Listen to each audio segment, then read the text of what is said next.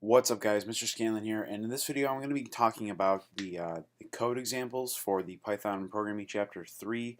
We're not going to talk about the stuff at the top of the chapter where we're kind of going over Python stuff, like Python concepts and stuff. We're just going to be jumping right into the code in this lesson to keep the video short and also to just talk about some of the stuff that might be a little bit more confusing than more of the conceptual stuff.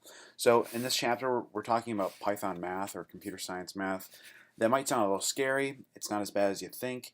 We're not actually using like math modules, which we'll talk about in another chapter. This is basic arithmetic for the most part. And it works really well in Python. Works, you might have seen it already in some of the videos, but it works just as you would think. If I were to say, 84 here plus 9, and then I have another print statement here, and I'm going to say 72 minus 62 or something like that, and another one we'll say 80, or we'll just put, so it's 8,294, and then a multiplication symbol, and let's go 5,282. And then let's go with another one real quick here. We're just going to go with real basic. We'll go with 10 divided by 4. So if you print these out, it's going to be pretty straightforward. So it's just as you would think. So 84 plus 9, 93. 72 divided by 62, 10 is just as you would think. You could probably check this math, but as you guessed, that's going to be correct right there. And then 10 divided by 4 is 2. Hold on a second. That doesn't seem right. Ah, that's right, because in Python, you can't actually just straight up divide things. So if you notice, these three are working just fine. Adding, subtracting, and multiplication are going to work just fine. They're going to work exactly how you want them to. Division is a little bit trickier. That's where you run into some issues with Python and with most programming languages for the most part. The only one I can think of off the top of my head that doesn't work this way is JavaScript. Most programming languages deal with what's known as an integer or an int at the base level of things. We covered this in the last video, where basically integers are just whole numbers. They can't be decimals. They can't be 5.5. It's only 5. That's why instead of giving 2.5 here, we're just getting 2. It's because the computer is basically saying, all right, we're just going to cut off the remainder in division here because we're not concerned about it. Now, if we want to circumvent that, what we have to use is we have to use something called a float, which is a different data type than an int. A float is a floating point number, so it can be a complex number. It can be a number with decimals. It can be a number with many decimals at the end of it. So let's go ahead and here I'm just going to say float, and then basically you need these parentheses, and then you put your number in there. So let's go 10 again, and then float 4 again. And when I run this time, now it's going to give me a 2.5 at the bottom there. And it's because I wrap these numbers in floats, so the computer is treating them as complex numbers instead of just integers.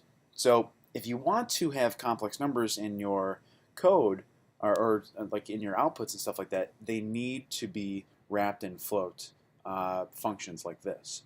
Now, it might seem kind of a pain, but there's ways to kind of get around that a little bit easier. So obviously, if you're trying to solve division, that's one way to do it. Another way is more connected to how you did things when you were little, when you were maybe first learning about how division works and stuff. This you wouldn't use this in a real setting, except for when you're maybe developing an algorithm or something like that. But basically, what I'm getting at is there's this other thing. It's not just adding, subtracting, multiplication, divide. There's another thing you can do, and I'm not talking about exponents here. What you can do is you can use this thing called a modulo, the percent sign. Okay, so I'm just going to go in here and I'm going to type in 22 modulo 4. This is the same example in the text, and when I run this here, you're going to see I get 2 out here. Okay, so modulo works kind of interestingly. Basically, modulo is very much like division. It acts in the same way as division, in that the computer's trying to divide 22 by 4, except what it's doing is it's taking just the n number. So like 4 goes into 25 times. We know that, and then there's going to be basically 2 left over. Like if this number was, if we're actually trying to figure this out, it would be what, 5? It would be 5.5. Except a modulo is just concerned with the cutoff. So it's concerned with the non-whole numbers. What I'm saying. So because there's 2 remaining, that's what we're getting output here. If I were to switch this to 3 here, and when I run this, we're going to get a 3 there. And if I were to switch this to 4, because 24 divided by 4 is 6, we're going to get a 0. And it's because it's only going to give you the remainder in any problem. Now, what could this be used for? Oh, believe me, it's very useful. If you're ever trying to find an even number or something in an odd set, you could, well, we're not into conditions yet or anything, but basically you could say, print 2 modulo, or sorry, 1 modulo 2, and we're gonna get 1 here, and that you'll be able to use something like this when trying to figure out whether or not a number is odd or even. Because if this number right here is even, if it's 2, then this is going to be a 0. And if it's odd, it's going to be 1. If it's even, it's going to be a 0. So just a little tip, because I know you're definitely going to run into that a little bit more in the future.